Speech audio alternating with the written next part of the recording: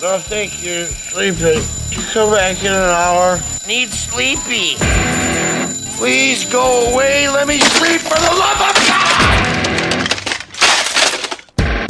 It's now time for the Billy C. Morning Show, part of the Billy C. Boxing Network. Interact with the show at BillyCBoxing.com. And we're coming to you live from the Billy C. Studios in Lake George, New York. I'm Bill Caliger, and it's time for the Billy C. Morning Show. Good morning to everyone. Hope everybody's doing all right. Give a special shout out to all of our viewers on Fight TV and Fight.tv. That's F-I-T-E. Glad to have you with us, and we're glad to be part of your morning. Today's show is being brought to you in part by Sal's Neighborhood Pizzeria, an Italian restaurant located in beautiful St. Simons Island, Georgia. Check out the website, www.salsneighborhoodpizzeria.com, or give my man a call, 912-268-2328, 912-268-2328. And don't forget, if you're heading south for the winter, like the birds are, it's 15 minutes off of I-95 out of your way. It's worthwhile, definitely worthwhile, to stop by Sal's. Mention this show, and after you're done eating a great meal at Sal's Neighborhood Pizzeria, an Italian restaurant, enjoy a cannoli, on Sal, of course. Today's show is also being brought to you in part by JKJ Boxing Magazine, and if you're looking to get a free copy, I'll hook you up. Just visit our website, www.billycboxing.com, and click on the JKJ Boxing Magazine cover, which is located on the right-hand side. And today's show is being brought to you in part by my book, Tom Molyneux, From Bondage to Baddest Man on the Planet, is available right now where all good books are sold, and you can literally get a copy of it right now as you're listening or watching the show by visiting barnesandnoble.com or amazon.com. If you want to get a signed copy, don't worry about it. Just visit our website, www.billycboxing.com, and go into the book club section and follow the directions. I might be doing a book signing in November up in Glens Falls, New York. I'll keep you posted on that. If you're interested in coming by, there's some other books will be there as well. Not all sports either, so I'll keep you posted on that one. But anyway, coming up a little bit later on the show, we're scheduled to have the current NABA super lightweight champion, Steve Claggett, joining us from Canada. So we'll chat with him. Coming up tomorrow, our blast from the past is on former multi-division world champion and boxing Hall of Famer and one of my personal favorite fighters of all time, Barney Ross. Alex Papali and I will tell you all about Barney. And also, not the purple Barney, the Barney Ross guy. And also tomorrow, Boxing Hall of Famer and my main man, Larry Hazard, will stop by. I got some emails to read.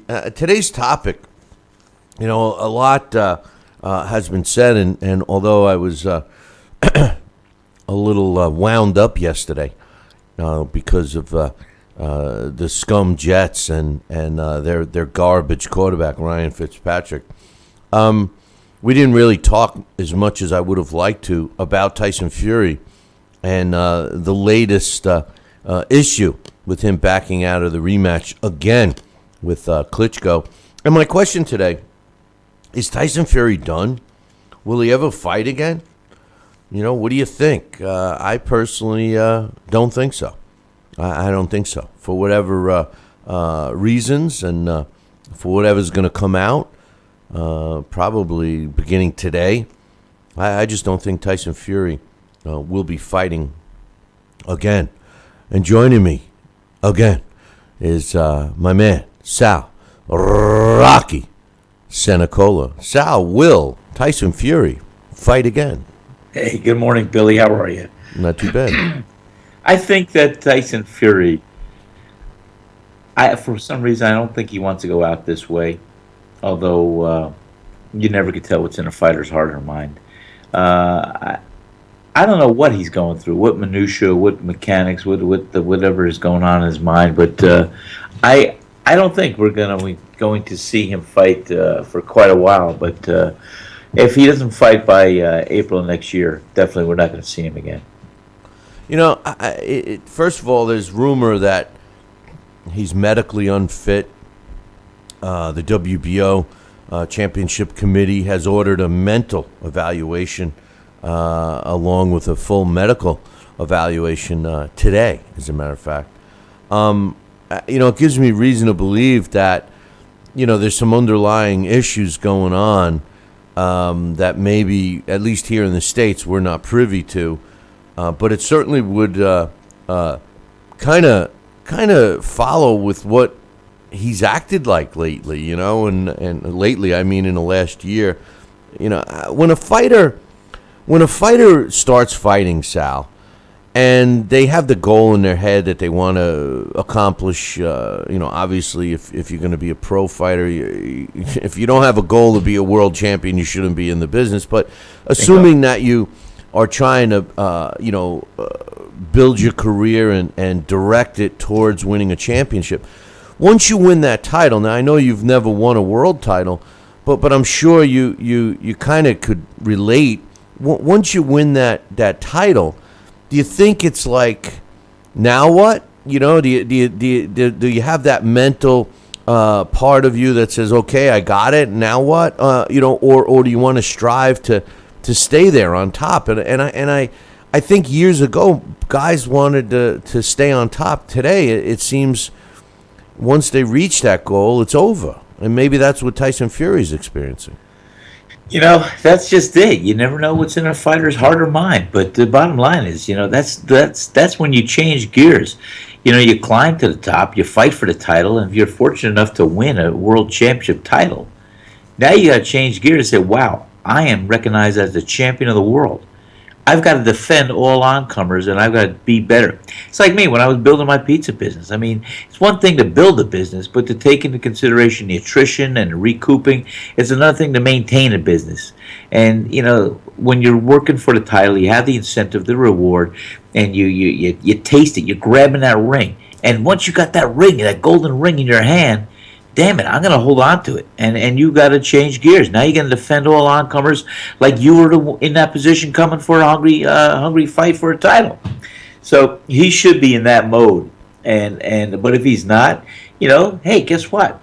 Fighters get burnt out here and there all the time. Or, as you suggested, maybe it was something medically that they found or that they were concerned about. I mean, when I got my professional boxing license back at the age of 53, they had to put me through a whole litany of extra tests to make sure, because no doctor wanted to sign off on a 53-year-old that had jelly for a brain.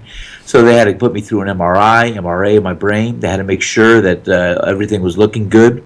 I had to get a psychological test. And yes, you've got to take a stress test. You've got to take a physical. You've got to make sure your cholesterol, your arteries are open, things like that, because they don't want to have a heart attack in a ring. So, probably passing a medical professional boxing license test was one of the best compliments to my health ever. I haven't been to a doctor since. That was 4 years ago. But anyway, it could be something else. Maybe there's something going on medically that we are not privy to, and we probably won't be for a while. Some people alluded to the fact that maybe he was on performance-enhancing drugs, which I don't think so. I mean, he never performed at such a great level. I mean, he really didn't. And maybe to help him lose weight, he did get a little overweight. Other people suggest maybe it was, some recreational drug that he was, playing around with, and they didn't want it to come out. Either way, he's currently holding the ring title, which is the lineal heavyweight title, the WBO, IBO, and WBA belts, I guess the WBA super belt, because the other regular old belt is being contested. But because the IBF is Anthony Joshua and the WBC is Deontay Wilder, so the way it was put by Eddie Hearn from Matchbox. He says the sanctioning bodies are losing money. And they haven't been able to get any revenue from the heavyweight division, at least those sanctioning bodies that I mentioned, and they're going to move swiftly. And I think that if it's a medical issue, they should make him champion of Muay Thai or champion of recess or whatever, and let that clear up, and then maybe have an interim fight. Not that I support that. I wish there was only one, but I mean, I think that that's what's going to happen. I personally don't think Tyson Fury will ever fight again. I think that he's financially set, and he mentally thinks that. And I think that, he's thinking, whatever. I said Matchbox. Joel is, of course, telling me it's Matchroom. Yeah, I said Matchbox. I'm thinking of the little cars I used to play with when I was 6 years old. Man. I wish I had those today. How sick was I? We used to throw them in the street and let a car crush them, and then we thought it was cool to drive them with a now it's chopped, But exactly. Anyway, I don't think he's going to fight again, Sal, and I think he's financially set, and I think that he's thinking along those lines. They had some pictures of him at the fights at the Linares Krolla fight this past weekend. And he didn't look like a fighter to me. Well, it's funny you should say that. And, there is a point sometimes where a fighter could let himself go so much. And it's just like, past the point of no return. You go over the hill, over the circle, over the cusp. And I think, who was it? Was it Buster Douglas, who gained so much weight after he won that title and everything else? And he had a very short-lived career after he defeated Mike Tyson. And you just go to a point, you go beyond, and it's hard to recoil, regroup, and you're spoiled, and you don't want to do it. That's what that's what I mean. Once you reach that goal, so to speak, Buster Douglas is a classic example. Yeah. The guy beat the most feared heavyweight champion in the world, and he did it handedly. Beautiful combinations. Of course, Tyson's mind and heart was somewhere else at that night, and he had a fumbling corner. I'll never forget him trying to shove his mouthpiece back in his mouth. But the bottom line is he lost the fight and he lost the title, and Buster Mathis gained it. And what did he do with it? He kind of said, I got my golden ring. All right, so I made a mistake and you made a mistake. It's Buster Douglas, not Buster. I'm sorry, Buster Douglas. Buster. Thank you, Buster Douglas. I said Matchbox. It's Matchroom. So whatever. It's one of those days. It's one of those days. Speaking of one of those days, Billy Joe Saunders. Remember him? Billy Joe. He says he's returning. He's fighting October 22nd. Now, they haven't announced an opponent yet. But get ready for some, layup slug. This is the same guy that's saying he's ready for Triple G and blah, blah, blah. Well, this is his quote. He says, I can't wait to shake the cobwebs off and get back in there where I belong. It's been too long. Every fight is dangerous at this stage, so it's important that I don't overlook or underestimate anybody. I've worked long and hard to get where I am today, and there's some huge fights out there for me. I need to take care of this fight, and then I'll move on to bigger and better things. I'm fully focused on the job at hand and putting an explosive performance down. I can't wait to get this show on the road. If that's not a quote from a guy that knows he's being handed a layup, I don't know what else is, Sal. That was like a canned quote here. I'll tell you, I don't know. I know that's exactly what it sounded like. I did read about Golovkin, and I'm sure you saw that too. Well, he's not racing to fight Triple G, that's for sure. No, he is not, and I think Triple G is going to have that Jacobs fight in December. Yeah, they're looking at that at the Garden. So at the Madison Square Garden, the fight capital of the world, the old one anyway. And I'll tell you what, that would be very exciting for New York. I wonder what the insurance premiums are going to look like. Yeah, well, that's the thing. Are they going to get anybody to carry that? But that's going to be interesting to see. We got a couple of emails. First one here is from Jesse. He says, "Hey Billy, speaking of the awful quarterback, the Niners need one. Do you see any quarterback in the NFL that might fit well in Chip Kelly or any college football now in upcoming drafts? I like Lamar Jackson from Louisville or Jake Browning from Washington. What's your thoughts? The Niners also need a solid linebacker, defensive end, and a star wide receiver." I tell you what. First of all, I think Chip Kelly is not he's not a good NFL coach. I'm sorry. He's a college coach, college mindset, doesn't work in the NFL. You could see what happened with the Eagles. He leaves the Eagles. The Eagles are a legitimate team right now. As far as the 49ers go, they're in a heap of trouble. As far as quarterbacks, if I were you, I'd take Ryan Fitzpatrick. I mean, take him. Have the Niners give the Jets a call and take that piece of garbage from us. As far as college quarterbacks, yeah, I like Jackson from Louisville. He's putting up some great numbers. But I tell you, the kid that I really want to watch, Sal, is from your neck of the woods. Oh, really? Yeah, man, Jacob Eason from Georgia Bulldogs. This kid's a true freshman. He's a monster. He's got a beautiful arm. They didn't do too well last week against Ole Miss, but this is a kid to watch, and I certainly hope that we could see him playing on Sundays sooner than later, even though he's only a freshman. So we'll have to wait and see. Jesse goes on to say, what a loss of Jose Fernandez, so talented and so much life ahead of him. Pedro Martinez said Jose would have been better than him in his career. Do you agree? Jose did have electric stuff. It is horrific that a 25-year-old superstar like Jose Fernandez passed away in a freak boating accident Sunday. And the Marlins took it out on the Mets last night. To say he was better than Pedro Martinez, that just goes to show you the class that Pedro has. Pedro was a great pitcher. And unfortunately, Jose Fernandez never got to show us that stuff. At 25, he did have a great couple of years, dominating a couple of years in the majors. But it's hard to say. But we will say this: it's a loss for not only Major League Baseball and not only the sporting community, but for this world. Jose Fernandez was one of those good guys. I heard some interviews with him yesterday, and they were saying, this is a kid that had to take all these tests, and he didn't even speak English. When they threw him over here in the States to play, and he hadn't even learned English. So, I mean, just to get over that barrier was pretty tough, and I think Jose Fernandez will sorely be missed. It's a shame. He says if Tyson doesn't want to box and mentally isn't there, then just retire. Tyson shouldn't get seriously hurt for his heart not being there. I agree if it's his heart. I don't think listen, Sal, I think this whole thing with Tyson Fury is exactly what I said. I think he reached the top. I mean, how much higher can you go? He beat the guy who basically had the heavyweight title for almost a decade.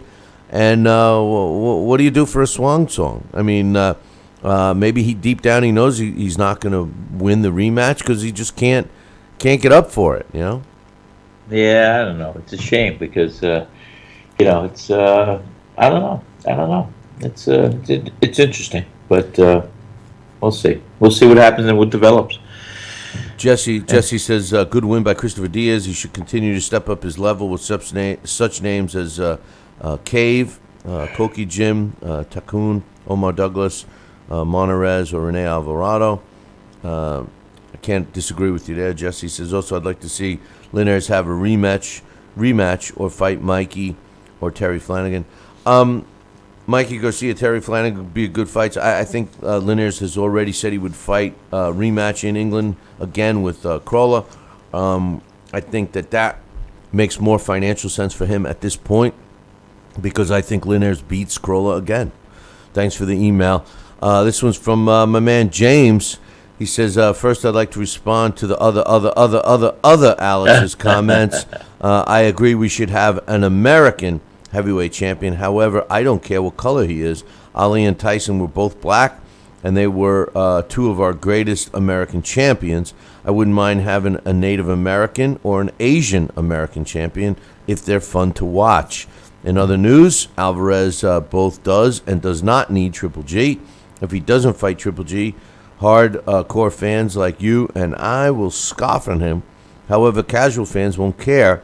They'll see him win, and they'll buy HBO's line about him being a linear champ because most fans are casual fans a week. Schedule won't hurt them. Most fans is casual fans and a weak schedule. It's weak, W-E-A-K, not weak, W-E-E-K. Come on, James. But That's the sad part about the casual fan, Sal.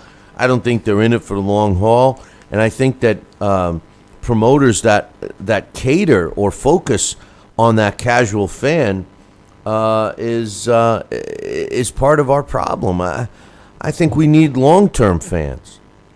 Well, we do need long-term fans. It's got to be cultivated like sports fans of other sports, and these long-term fans, they bite the boxing bullet, and they're usually in for life.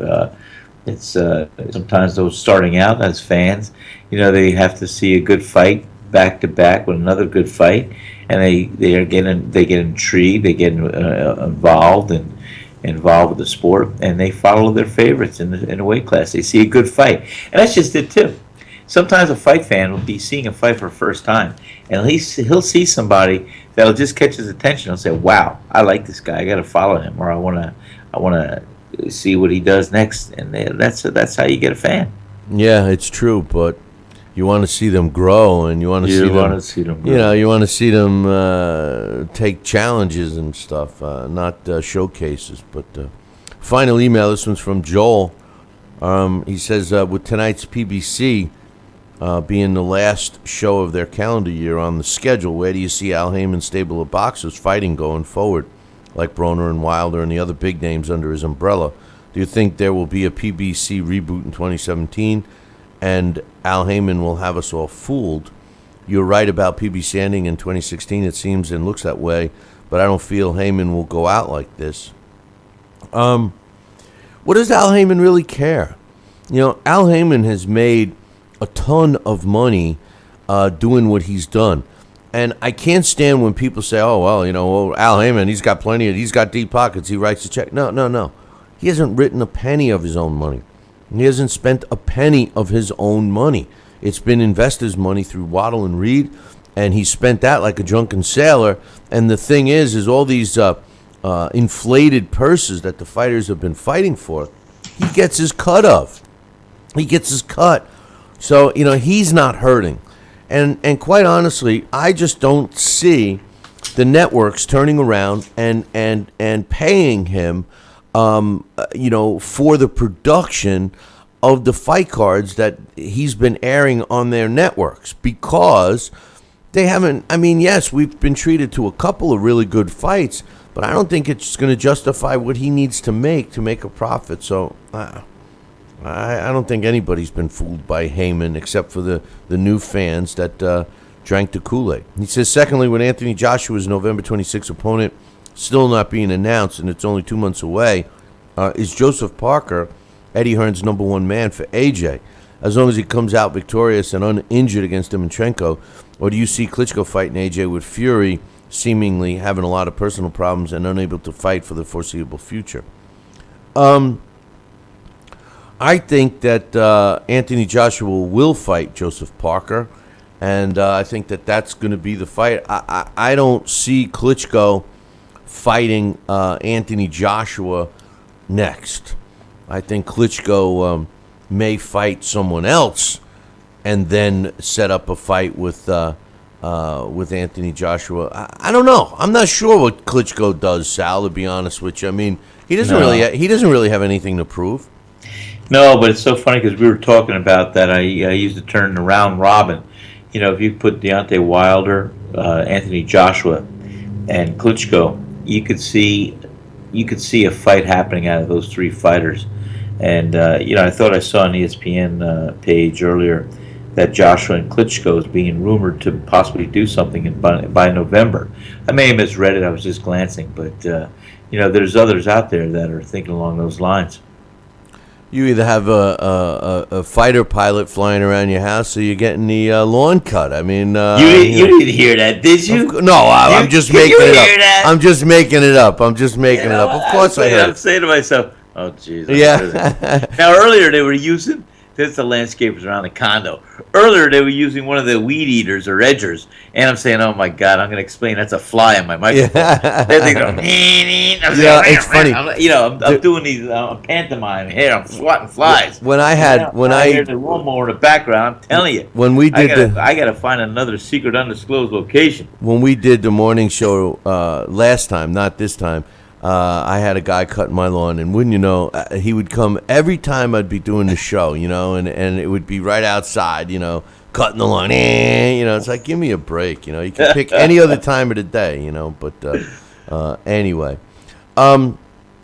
We're going to be taking a little break here, Sal, and we got the current NABA super lightweight champion, Steve Claggett, scheduled to join us and chat for a little bit. So what I'm going to do is take a break and get Steve on the phone, and then once that happens, you come on back in, and I can add you to it. All right? How's that sound? That's fine. You just call me when you need me. Whatever. Well, I don't know if I'm going to be able to do that. I think you have to come into this way. So in any event, we'll give it a shot right now. We're going to take a short break, and when we come back, we're scheduled to have Steve Claggett join us, and hopefully he's awake, because he's actually really, I give him credit. It's where he's located now is actually two hours behind us. So it's pretty early in the morning. So we'll be hopefully we won't be waking him up too much. But 6:30, he should be just getting done with his road work. Well, he runs at night, but we'll find out all about that. He's going to sprain an ankle. We'll find out all about that in about 2. So we'll be right back. The Billy C. Morning Show will be right back. Hey, fight fans, check out KOFantasyBoxing.com. KO Fantasy Boxing is boxing's only trademarked fantasy game. Check it out, www.KOFantasyBoxing.com. Select your own gym, your own fighters, track them through a season that can last from 3 months to a year, depending upon which league you join. You got to check this out, man, www.KOFantasyBoxing.com. Join it today. Again, www.KOFantasyBoxing.com, and tell them Billy C sent ya. Check out BillyCBoxing.com now, or feel the wrath of the mighty mustache. Oh, that hurts. Why are you doing that to my face? I hate you. That's BillyCBoxing.com. Consider this your warning. Now, back to the Billy C. Morning Show. Interact with the show at BillyCBoxing.com.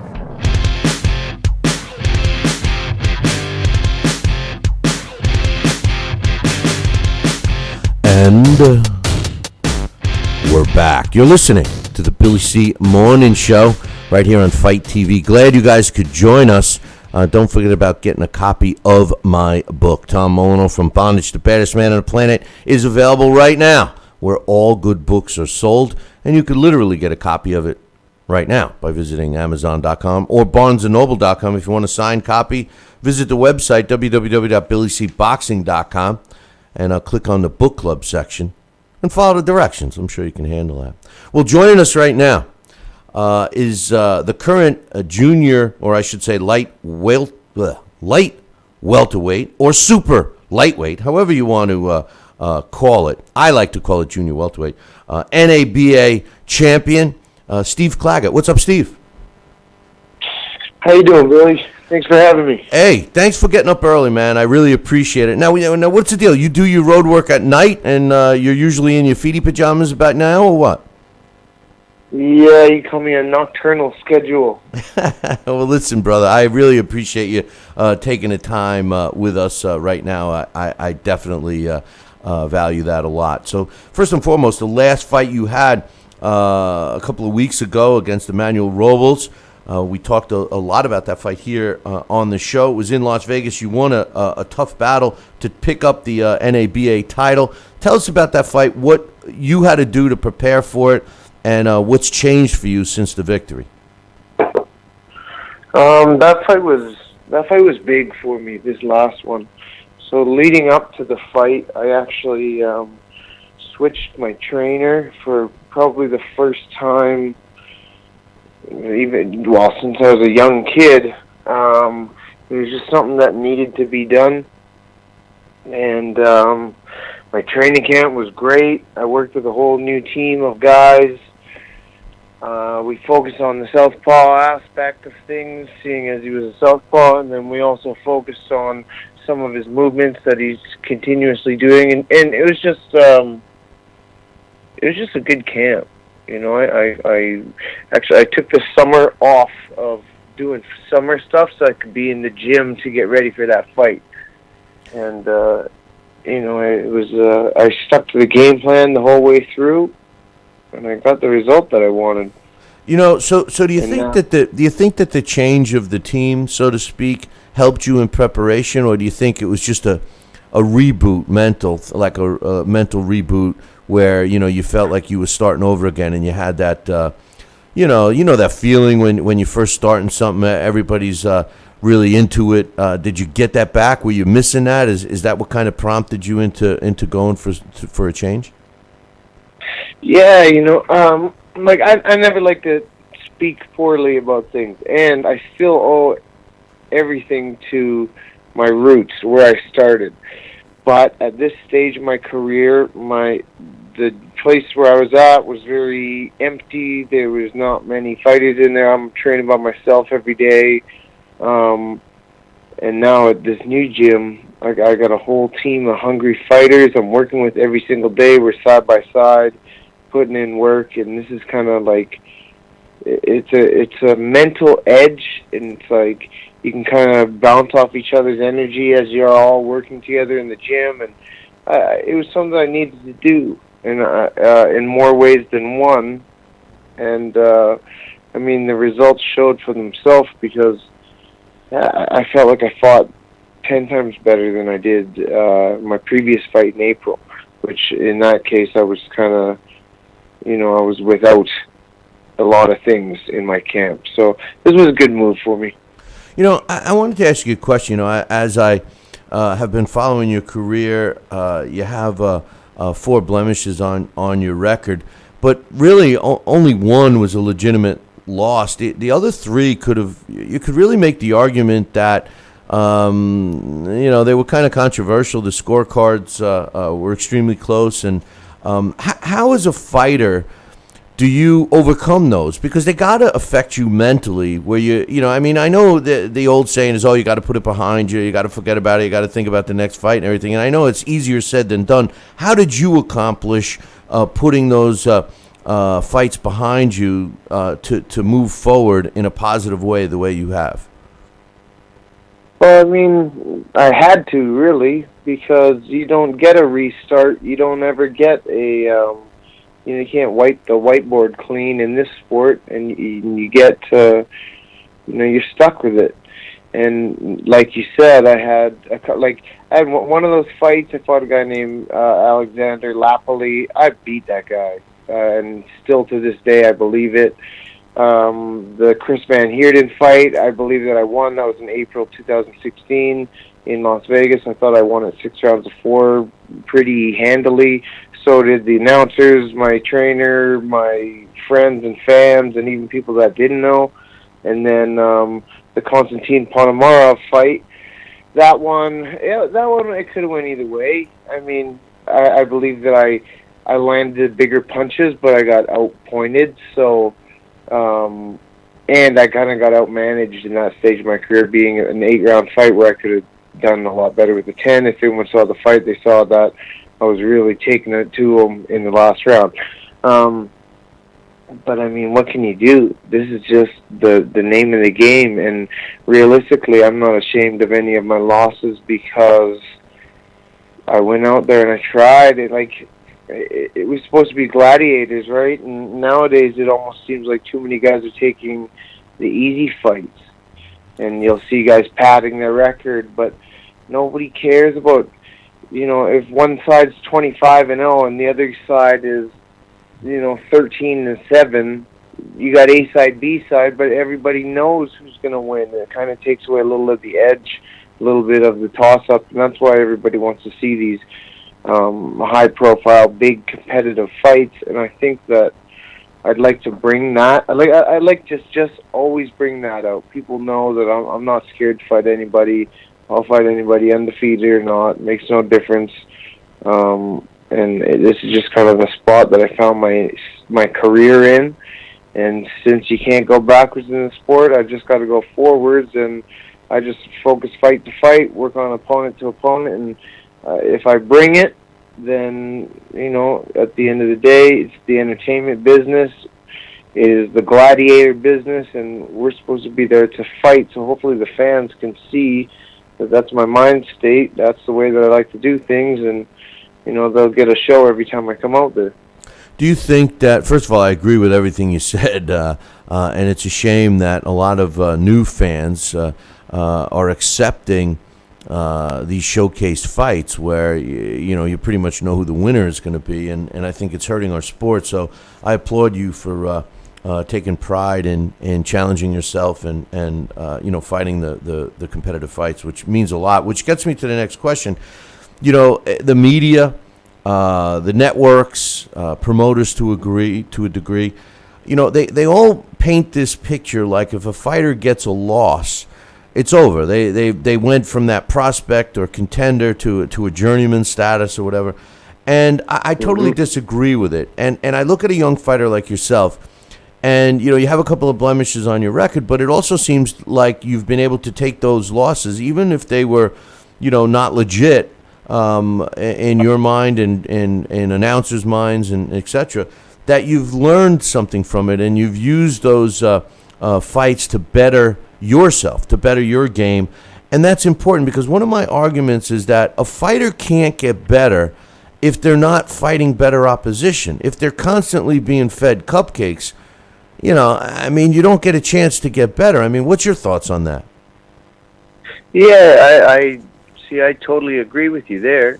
And it's you're walking a tightrope in boxing, being a fighter, because you're supposed to develop, but how can you develop if if you're spoon-fed? The only way that you're going to get better is by fighting this better opposition, and by testing yourself, by going against these top guys. And if you look back at the, people always talk glory days in boxing when you had Sugar Ray Leonard and Hagler and Duran and these guys, and they were all fighting each other. So they'll go back and forth, and some guys will win some, and some guys, they take the other one, and it's always action-packed and exciting because it's literally a toss-up. And I think that in our sport, there's so much of an emphasis on undefeated. I literally think that Floyd came in and put a stamp on the game that kind of tainted a lot of the younger viewers' minds and opinions of it, where you need to be undefeated. Everybody's proud to be undefeated. I see a whole bunch of amateur boxers saying, "Oh, undefeated," and I'm thinking, you can't. You haven't even learned anything if you're undefeated in one sense, because half of the battle is learning how to bounce back after going through the loss. And Floyd Mayweather is one in like a lifetime kind of guy, and all these other guys trying to mimic his undefeated and be so proud of the O, but you're missing a little bit of the game, I feel. And the development happens when you go through the hardships. So I don't know what's going to happen to the sport in this sense, but I mean, eventually the audience will just demand the top fights, and nobody's staying undefeated. There's only a handful of guys who've ever retired undefeated, so I feel like we can bring a little bit of that glory days mindset back to some of these fighters. It's just more action to the sport. So I mean, we'll see how it all plays out. I don't know what's going to happen, but I know the role that I can play at least. Yeah, I agree with you 100% about Floyd. In a sense, he's kind of ruined it, because a lot of people are trying to follow his blueprint. There was only one Floyd. He was able to do it. And what we have today is fighters afraid to fight real fights and demanding money that's not realistic and outpricing themselves, etc. But I wanted to ask you, did you ever fight Did you ever fight on a Jelena Milanovic or Ty Fields undercard at the Shaw Center? I fought on the Jelena Marjanovic undercard. Yes, I did. Who did she fight that night? I fought on a couple of her on her cards. Actually, I remember she fought. I can't. The girl's name was something Gayula. She had one of these like crazy knockouts, big left hook. Yeah, and did Jelena lose? I was on the card once when she lost, and then I think I was actually on the card when she had that rematch and avenged her loss. But I've been on a couple of her undercards actually, because I fought at the Shaw Conference Center maybe 4 or 5 times. Yeah, because I think I saw you. Sure. I think I was doing the commentating on that. And I think I remember seeing you fight on one of those. I called both of the fights when and I can't think of the girl's name. Another Canadian female fighter came in and basically took a tour, and then she won the rematch. I can't think of what the girl's name was, but I think there's a girl from Winnipeg.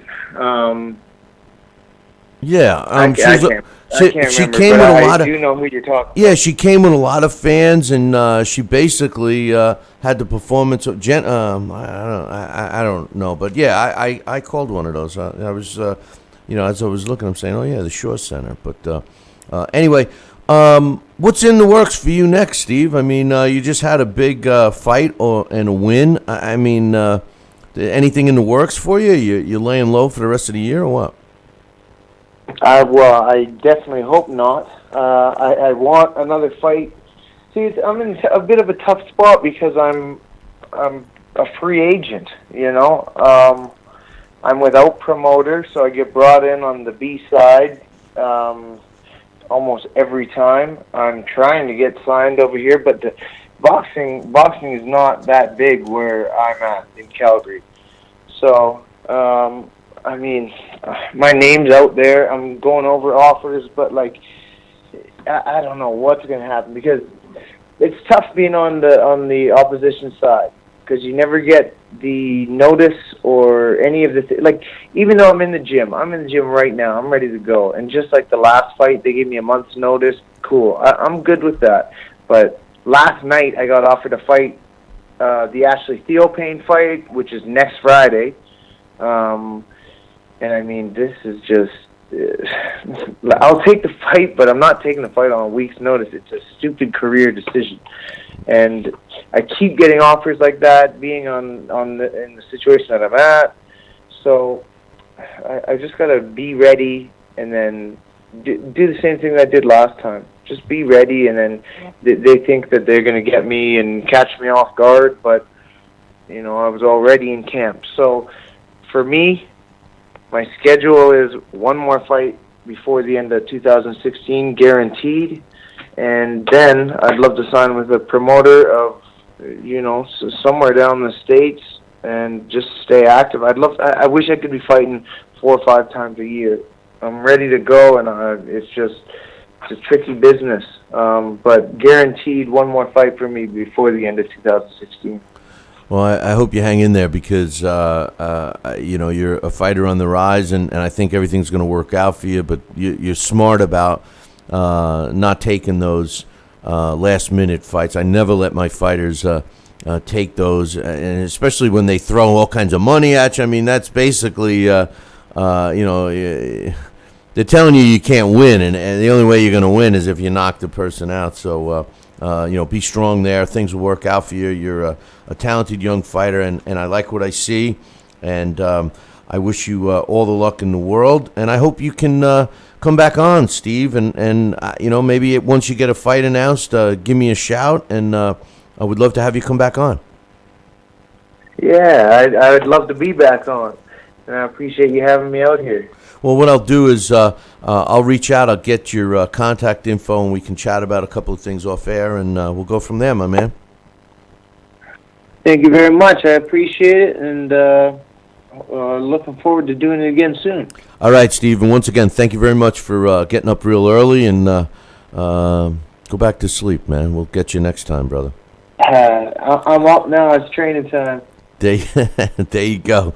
All right, brother. Thanks for your time, and good luck, and we'll talk to you soon.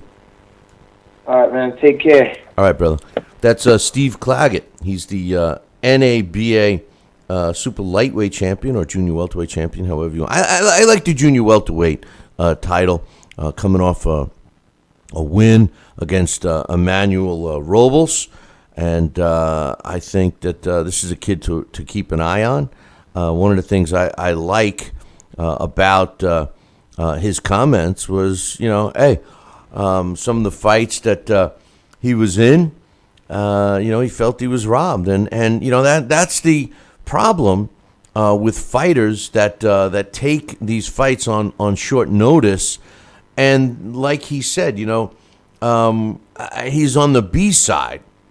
And, he's going into a fight with a couple of strikes against him. And Sal, I don't know if you had a chance to listen to the interview, but did you? Did you get a chance? Yes, I did. I did. Very nice young man. Yeah, he's got a lot to go to get some experience, but he. I can't believe he's a world champion, newly one. And no, he's not a world champion. He's not a world champion, but he's up and coming, and I think some people should grab onto him. He's got a great attitude, and he's got a good mindset as far as where he is and what he would like to do versus what we see out there. He sounds like a good old throwback, Yeah, well, what I like about him is that he basically is telling it like it is. He says, he's not signed with anybody, which, for people that don't know, when you don't have a promoter that's putting on fights on a regular basis, that means you're not fighting on a regular basis. And when the phone rings, it's usually like he just said,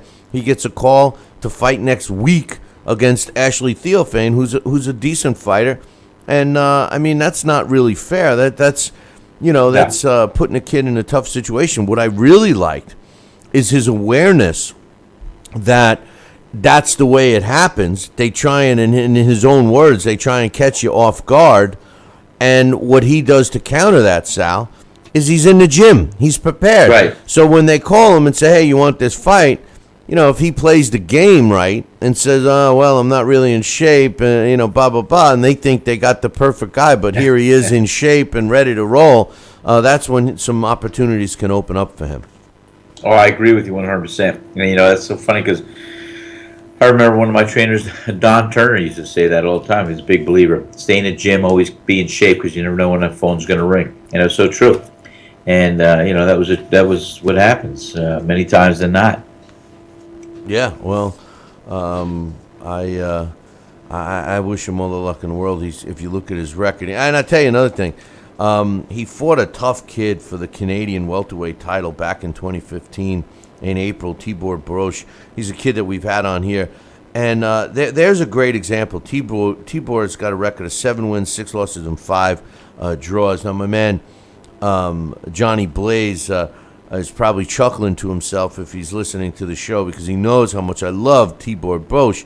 And the problem with Tibor was he never had anyone that looked after him. And this kid was a tough son of a gun. I got to call several of his fights early in his career. And, you look at his record and people will say, he's a journeyman. Or people will say, hey, he's not that good. That term. He's got a 7-6-5 record. At least he had that in 2015. So he actually went to 7-7 with 5 draws when he fought Steve. But 5 draws. When you see a guy with 5 draws you see fighters with 60, 70 fights without a draw. When you see 5 of them. It's pretty easy to think that maybe that kid got robbed, So Steve's fight with Tibor, although he dominated and won a 10-round decision, I never saw it, and I would like to because I know how Tibor brings it, and Steve Claggett is a guy that likes to bring it as well. His record, Sal, 24 wins, 16 coming by knockout. He does have 4 losses, but really only 1 in which he was stopped. Is the only legitimate loss. All the other ones, I guess you could say the Palmamano fight, that was a unanimous decision loss that he had, but all the other 3 were either split decision, majority decision. He basically got a good old-fashioned hometown robbery, in my opinion. Yeah, well, that's tough. Those are tough. Those are tough. Those are tough. Sort of like your guy cutting your lawn. He's tough. He's being tough on us. This guy, let me tell you about it. This guy, I'm gonna put a silencer on his mower. I wish you would. I wish you would have go out there and put him into the next round. But next Tuesday it rains. So, final thoughts on Tyson Fury. Is he done? Is he coming back? What's the deal? Yeah, I'll tell you. You make a good argument that he might be done. You know, I don't know. He's a big mass, big body. There's a lot could be going on inside medically that we don't know about, and who knows? But I'm sure some things will get out and will unfold as we hear about this. He was only called the fight off 2-3 days ago, so I don't know. Tonight we got a fight on. Brian. Oh, we do. No, I'll talk about that in a minute. But Brian Perella is fighting Yordenis Ugas. This was a fight that was supposed to take place several weeks ago, and the commission claimed that Perella had an injury, and they had to get a substitute for Ugas. Ugas went on to win the fight. It was his first fight in a little bit. He was off for over a year, and Brian Perella has been kind of active. So this is a fight that's on Fox Sports 1. It happens to be the last fight for the PBC series, at least the last announced fight for 2016. It will be interesting to see where they go from here, Sal. I'm not sure. I predicted that they would be done by May of this year, so I was wrong there. But I think this main event tonight, Perella against Ugas, will be a good one and an entertaining one. It's one that I'm going to tune into. Yeah, I'd like to see it. What time does that come on? 9? 8? I think 9 Eastern. Yeah. I think 9 Eastern.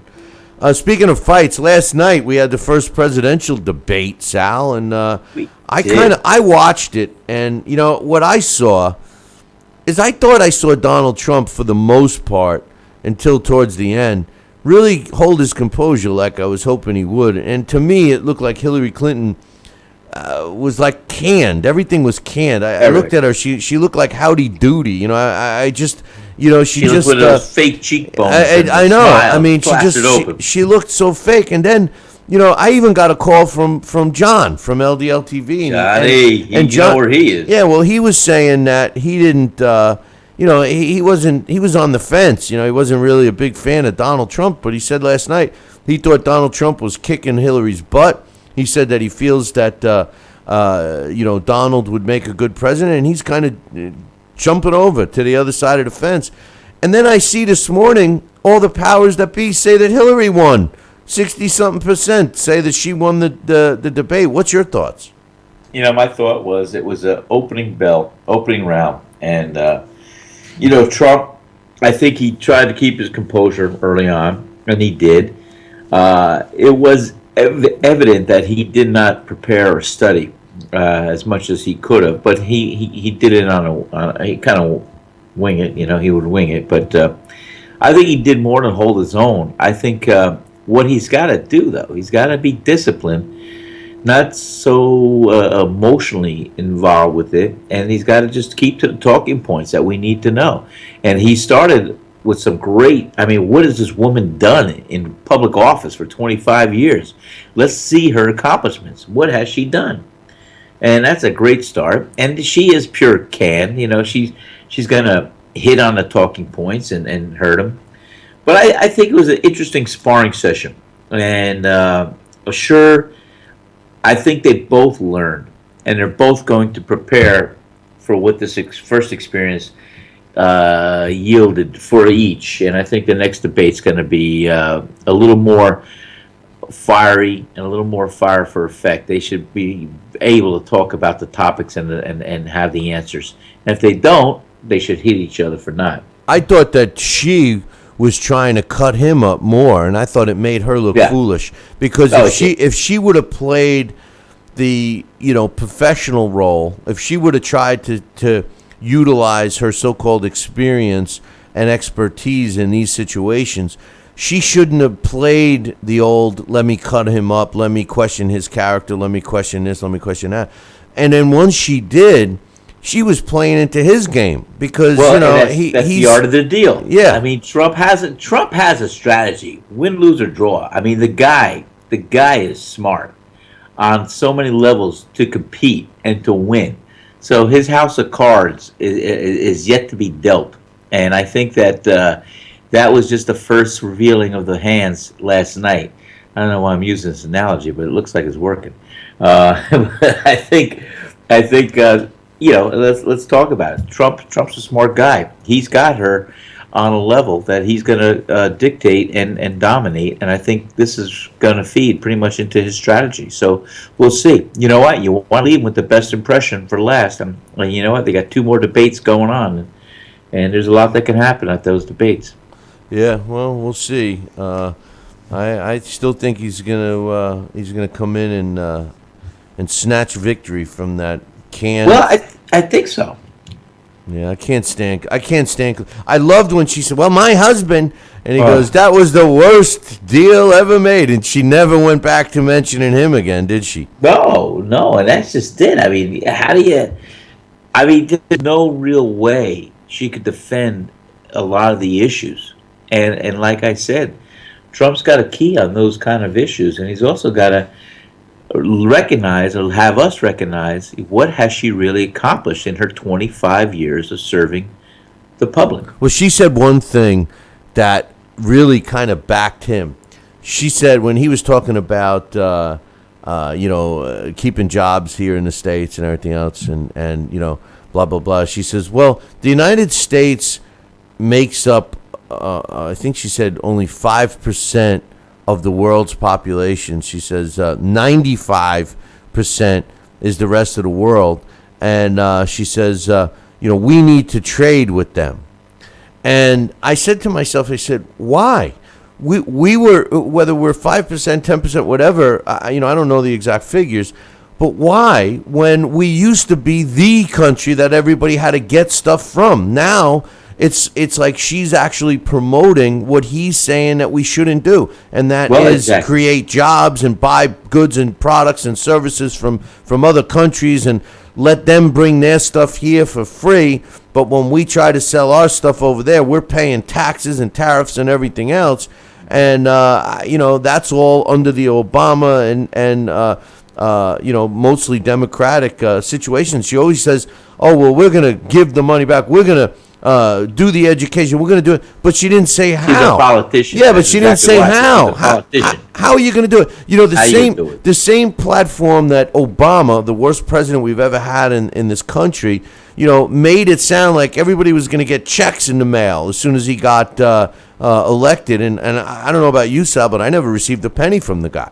So no, dude. No, you know what? I don't even want his money. Well, I know. I know that. I still question if his wife is really a woman. I swear she's a transvestite. Not that there's anything wrong with transvestites, but I swear I think Michelle Obama is a transvestite. Well, she almost got. They almost tried to trip Donald up. I mean, I don't know if you caught it towards the end a little bit. They tried to catch him like.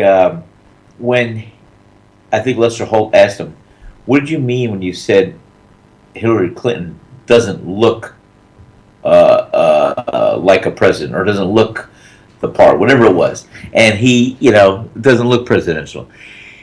And I think he was referring off the record about her overall unattractive looks, but he did curtail it and change it into the energy level and the fatigue kind of avenue, where she's not up for the endurance or the long run of all the physical needs of a leader of the free world. So I think he tried to cover that up pretty well, but they were trying to trip him up with that one right there. I saw a shot of the stage before they came out, and they actually had to have a mini podium for Hillary. Because she's so small, she's like a Smurf, and Lester what's his last name? Holt. Lester Holt. Yeah, Lester Holt. You know, every time I see him and listen to him talk, I got to say this, and no disrespect, but he is the whitest black guy I've ever seen in my life. I mean, he's more white than I am. He really is. I've never seen a black guy as white as him, and I found it kind of hard to deal with. I don't know. I mean, he just he seemed like he was favoring Clinton big time. Well, I think he kind of, Lester Holt does a good job. I've seen him around for a long, long time, a couple decades actually, and he's a good news commentator. And I think he does lean to the left, like a lot of these news people do. And so, it's not a surprise if he does kind of support Hillary. And you just hope that they could be objective enough when they're in a venue like that. And I think he did a decent job. Nothing's going to be stellar. You have a lot of people satisfied, the public, the camps of both sides, and the networks. So the networks must have kicked ass. I mean, let me tell you, they had to have. I mean, I sat and like watched that Super Bowl. Yeah, I watched that instead of Monday Night Football, which I Me never too. do. That's what I'm saying. Monday what? Yeah, I mean, I could care less. This is like the fight of the century. Man, was it anticlimactic? Maybe a little bit, but I know we weren't going to see any blood. But I thought Hillary started out looking really foolish, trying to really get under Donald's skin, and that was her strategy. I know, but she doesn't do it well. That's my point. And it looked so canned, and her fake smiles and the way she was made up. I mean, it is. It's disgusting. I mean, I don't know if I'd rather see because every time I see Michelle Obama, I look at her and go, "That's a man. That's a man." I don't know why people even say that she's a beautiful woman because she's not even close, and then you then I got to look at Hillary. I couldn't. I don't know if I could deal with that for 4 years. Imagine what Trump's saying to himself. Oh, God. Imagine what Trump is saying to himself. I'm teasing, but as far as looking at that, but I'll tell you, Hillary. I'm sorry. I just cannot fathom, and I cannot really see her. And that's just it. I just can't believe there's going to be 50% of this American public or more that are going to be voting for that woman. I mean, she's an all-out liar. She hasn't done much for his country in 25 years, and there's always a scandal, always drama, always stuff around her, the family, and everything else. I know. Well, I don't want it. Listen, the truth of the matter is we got a couple of terrible choices, but if at all anything, do we want to continue with the status quo? No, and that's move why Trump's refreshing. And that's he may be the best of the bad because they're all bad. Well, he's not going to let right now. It's not like we're going to have him. If he wins, he's not going to be there for 8 years. He'll be there for 4, and hopefully we can reboot the system. But we can't have Hillary in there. I'm sorry, we can't. No, we can't. This country can't survive it, Bill. I mean, anybody else? I'm disappointed that we couldn't come up with anybody better than these two. It's mind-boggling. But anyway, let's talk about what took place on this day in boxing history, September 27th. Can you believe it's the end of September already, Sal? I mean, unbelievable. But on this day, September 27th, in 1980, a very important day for the middleweight division. Why? Because Marvin Hagler knocks out Alan Minter in the 3rd round to win the world middleweight title, and that took place in London on this day in 1980. On this day in 1986, Lloyd Honeyghan knocks out Donald Curry in the 6th round to win the world welterweight title, and that took place in Atlantic City, New Jersey. I remember watching that fight. I was shocked. I'm a big Donald Curry fan, so I was shocked at that one. On this day in 1983, Frank Sedino knocks out Charlie Magri in the 6th round to win the WBC World Flyweight title. It took place in London. On this day in 1946, Tony Zale knocks out Rocky Graziano in the 6th round to retain his world middleweight title, and that took place at Yankee Stadium in the Bronx. On this day in 1907, Joe Gans wins a 20-round decision over George Memsick to retain his world lightweight title, and that took place in Los Angeles, California, on this day in 1907. And finally, on this day in 1950, Ezra Charles wins a 15-round decision over Joe Louis to retain his world heavyweight title, and that took place at Yankee Stadium in the Bronx on this day in 1950. We lost Sal. Sal dropped, but I will tell you guys this. Tomorrow we got a busy show scheduled. We're going to do the Blast from the Past on one of my favorite fighters, multi-division world champion and Boxing Hall of Famer Barney Ross. We're also scheduled to have my friend and Boxing Hall of Famer and New Jersey Boxing Commissioner Larry Hazard join us. And, of course, Sal Senecola will be here as well. And don't forget, we are doing a show on Thursday where we'll open up the phone lines because we're off on Friday again. So all I can say is I'll leave you with this. Make sure you tune in tomorrow morning. Same bat time, same bat channel. Until then, ciao, baby.